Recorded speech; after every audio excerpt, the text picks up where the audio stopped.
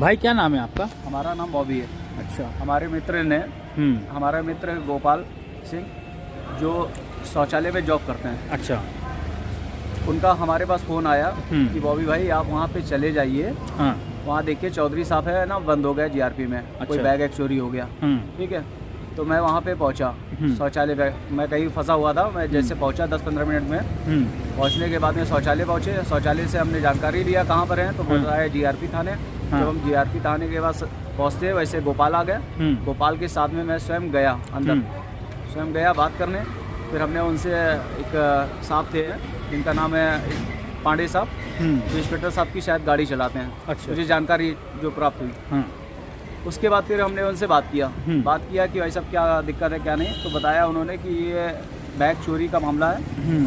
तो बैग चोरी कर ले गए थे ये लोग। तो ये रिक्शा वाला ये बैठा है ज़मीन में और ये आपका वो। ठीक। तो हमने उनसे कहा कि भाई साहब कि क्या हुआ है बताइए। तो बताया ये पैसेंजर को है ना बैग लेके चले गए थे, और जो लेके गया था वही लेके वापस करने थाने आ रहा है। इसकी रिकॉर्डिंग उनके पास होगी। तो थाने पे काफ़ी स्टेशन पे कैमरे वैमरे लगे होते हैं, तो कहीं ना कहीं रिकॉर्डिंग होगी इसकी। फिर हम जब बात करने गए तो सुनने आया कि कैसे छूटेंगे। हमने बात किया तो फिर बताया कि 15,000 रुपया मांगा। तो हमने कहा कि 15,000 रुपये ये कहाँ से देंगे बेचारे गरीब लोग। ठीक। तो उनसे बात हुई, जिससे उसकी सैलरी 6-7 हज़ार रुपया 8 हज़ार रुपया लगभग बनती है कटा के। तो हमने कहा कि ये 15,000 रुपये कहाँ से भरेंगे ये लोग। तो वो तो बैटरी रिक्शा चलाता है, विकलांग भी है। फिर हमने उनसे बात किया, भाई साहब ये नहीं हो पाएगा, गरीब लोग हैं, बताइए क्या करें। 15,000 रुपये किसने मांगा था? तो वो एक इसमें थे पाड़े जी थे। अच्छा। तो और हमने उनसे ये भी कहा कि भाई ये शौचालय में देखिए लिखा रहता है कि अपने सामान की सुरक्षा स्वयं करें।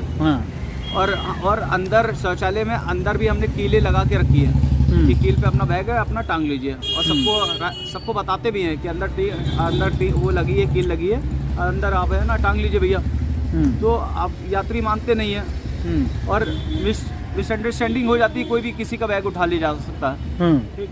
तो काफ़ी बार ऐसे भी बात है, हमारे शौचालय में जो लड़के हैं वो सब बताते भी हैं लोगों को, लेकिन आदमी नहीं मानता है कहीं कहीं, और कहीं ना कहीं ऐसी घटनाएं होती रहती हैं। और सब समझाने के बावजूद भी है, उन्होंने फिर ये बात हुई कि भैया ऐसा है कि 4,000 की बात आई, 15,000 से 4,000 पे बात आई।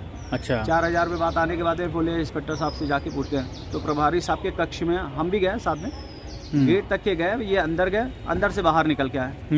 फिर ये वो रिक्शे वाले लोगों के पास में पहुंचे, कुछ बात किए, फिर ये अंदर गए। कौन गया था? वो पाड़े साहब लंबे से थे, एक सिविल खास है या जो भी हो, गाड़ी चलाते हैं। हमें तो वो सूचना मिली लोगों से कि गाड़ी चलाते हैं इंस्पेक्टर साहब की। अच्छा। फिर वो अंदर गए, फिर दोबारा निकल के आया। फिर उन्होंने कहा कि ऐसा है, हमने कहा कि देखिए वो रिक्शा वाला है तो भाई हम उसका पैसा तो देंगे नहीं, हमारा क्लाइंट ये चौधरी साहब है।